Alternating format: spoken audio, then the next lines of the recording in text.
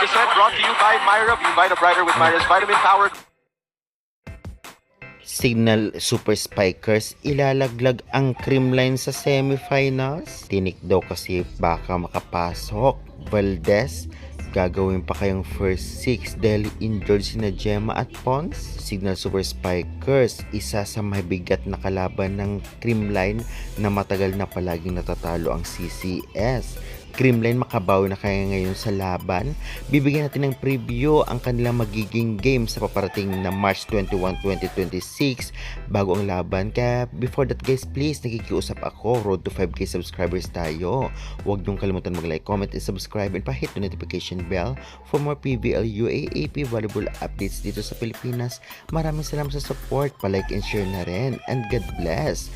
At syempre guys, avail na kayo ng ating mga product dyan sa baba, napakamura na.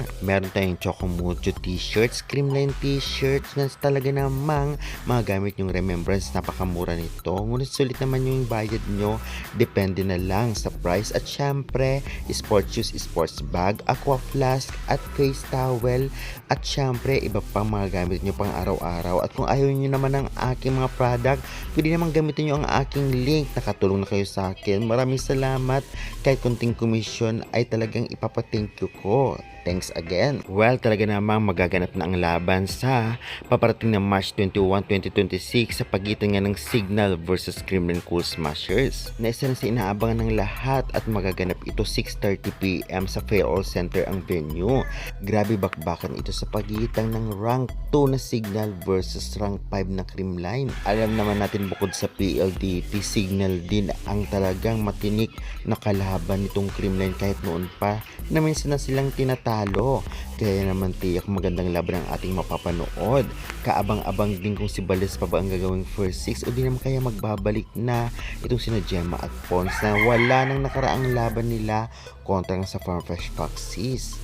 Kaabang-abang din na talaga namang performance ng Signal, especially ang galing na setter nitong si Kayuna at sa kanya mga wing spikers kagaya na lamang ni Santos at Gunler, at syempre ang mga middle nitong ngang Signal na napakagaling.